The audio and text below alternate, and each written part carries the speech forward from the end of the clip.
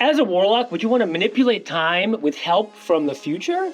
Well, maybe. The Warlock Future You Patron is the perfect subclass for your next campaign.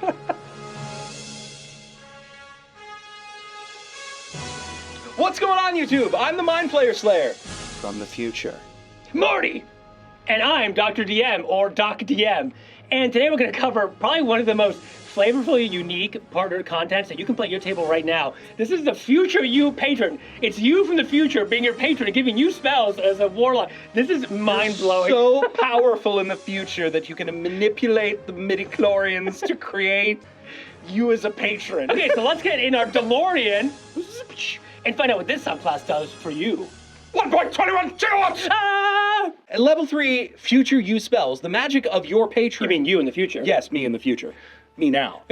Wait, what? Back to the past. The magic of your patron ensures you always have certain spells ready when you reach a Warlock level specified in the Future You spell table. You therefore have, at level 3, Accelerate, Decelerate, Delay, Enhance Ability, Moment to Think, Recall. All right, and these are, a few of these you might not recognize. They are from the Mage Hand Press release, so they're unique to these subclasses. Correct. But they're actually pretty cool, and they're, when we've seen, we've played using Mage Hand Press, Valda, Spire, quite fun. Yeah, they're very fun, and they're not extreme. I think they're pretty balanced in 2024, honestly, yeah. So, and you get the flavor already. They have to do with time manipulation, which is pretty fun. And at level 5, you're getting Protection from Energy and Slow. Level 7, Death Ward and Dire Warning. And level 9, Legend Lore and Telepathic Bond. In addition, strange effects linger after communicating with your future self. You gain one of the following traits from the Future You Quirks table. You would roll a d6, and you, 1, often speak in the wrong tense or refer to yourself in a plural. 2, you sometimes refer to a person by name before they've introduced themselves. That's pretty cool. That's so funny. Work with your DM on this, because that could be hilarious. 3, you are unreasonably calm in dire circumstances. Oh, because you've calculated, like Dr. Strange, you've calculated. Exactly. And number 4, in certain lighting, you look much older than you are. At 5, seeing certain people alive instantly reduces you to tears. Oh, jeez. And 6, your future fashion sense clashes completely with that of today. So when you roll this, whenever you communicate with patron, right, which you can do at higher levels using that communicate with patron feature, something unique and quirky happens to you, which is great for roleplay, I think. I love it. At level 3, you can do It Happened Like This. Your discussions of the future with yourself have given you peripheral knowledge about how events will play out. Whenever you finish a short or long rest, the GM rolls a d20 and a d4 in secret and records the number rolled on the d20.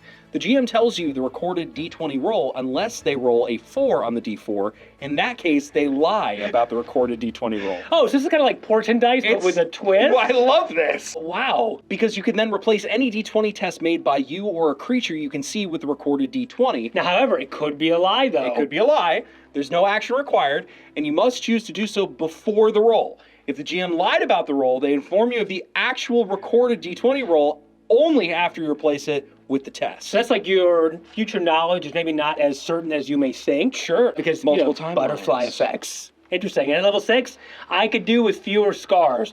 Your future self warns you of particular attacks to watch out for. When a creature you can see hits you with an attack roll, you can take a reaction to gain a +10 bonus to your AC against that roll, potentially causing it to miss. You can use this feature twice per short rest or long rest. So this is a bumped up shield. Yeah. Really good per short rest. So as a Warlock, you want to be doing short rest anyway. Yeah. So here's what's really awesome about this that I love. You don't have to waste your precious packed spell magic slots for the shield spell. Correct. And only that, it's not a +5, it's a +10. That's crazy. This will make your AC, what? I mean, I don't know, even at low levels, like mid to high 20s? Yeah.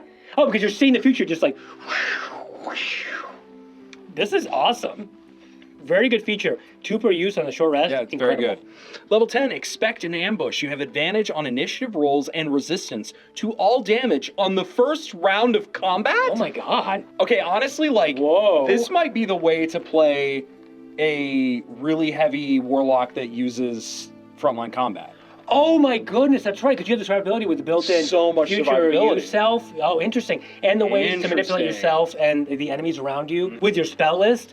Advantage on initiative rolls, nothing to scoff at. Average of like +5, +6, and resistance to all damage. That's wild. Yeah. That's really wild. The first round of combat, usually where things usually go pretty hard. Yeah. Or can before fail. you can get to cover, yeah. And sometimes, you know, when you're playing with a larger group of people at the table, combat doesn't really go for longer than 2 or 3 rounds, especially at high levels. Correct. Because you're already looking at maybe 30, 40 minutes, an hour on 2 or 3 rounds. Yeah. So this is invaluable. Yeah, absolutely. Very, very strong. And at level 14, you have the Grandfather Paradox. As a magic action, you can goad a creature within 60 feet of you that you can see or hear into causing a paradox. The creature must make an intelligence saving throw against your spell save DC. On a failed save, that creature takes 10d6 psychic damage and has the stun condition for 1 minute as it is locked between opposing timelines. On a successful save, the target takes half as much damage only. The stunned creature repeats the save at the end of each of its turns, ending the condition on itself on a success. Once you use the feature, you can't use it again until you finish a long rest. Okay, this reminds me actually a little bit of the Fiend Warlock. Yes. So Hurl Through Hell a little bit. It is very similar. Yeah, and they still have to make the save just like that. It's okay, it takes your whole magic action, but of course you are limited to magic actions as a Warlock, so it's okay to have one ability that is a magic action, saving you spell slots and Mystic Arcanum. So, like, for example, if you're comparing this to other Warlocks, because I want to do that, I think that the Archfey is the best in 2024, because that Misty Step is just crazy. And the new Hexblade that they just released in Unearthed Arcana is garbage. But I think that this is a close second, if not a tie, for the best possible patron subclass because of the survivability. That's true. Now, I will say Archfey does have survivability in a way because they can get out of damage and stuff. And that's what I mean. That's why I think it's a tie. I see what you're saying. But like right now, if you want to play a frontliner, I would pick this, or I would pick the Archfey if you want to do that spell sword gish thing. Yeah, oh, you're right, because you need the survivability. You need the survivability. Because you're not getting, like, Hexblade used to get medium armor, it doesn't now. Hopefully they fix that. But neither does this. But having the Portent die, plus the plus 10 to your AC, which is, I mean, phenomenal. You're going to have it up pretty much every single turn, let's be honest, in a short rest. Having some extra damage options, some fun, unique flavors, and a spell list, which is actually quite usable, I'd say. It's not the craziest thing in the world, but it's still very good. Yeah, I'd probably give this a strong A. I would agree. Think. That's exactly where I was going to say. It's a strong A. Yeah, and the flavor is, I mean, you can work with your DM and just make this probably the most unique thing in your campaign. Oh, possibly. for sure. Yeah. I do think that if you play this character, the potential for fun and intrigue is just limitless. So really cool. Give this a shot. Yeah, try it out, and you should be able to play it at any table now. It's available now on D&D Beyond. We are not sponsored, but we have played these kind of classes before with Valda Spire Secrets in our Planescape campaign. Check that out here. So, all right, Future You, hope you're watching this from the past or the future, and you're enjoying our content. I'll see you next time, or later today, or never. Marty!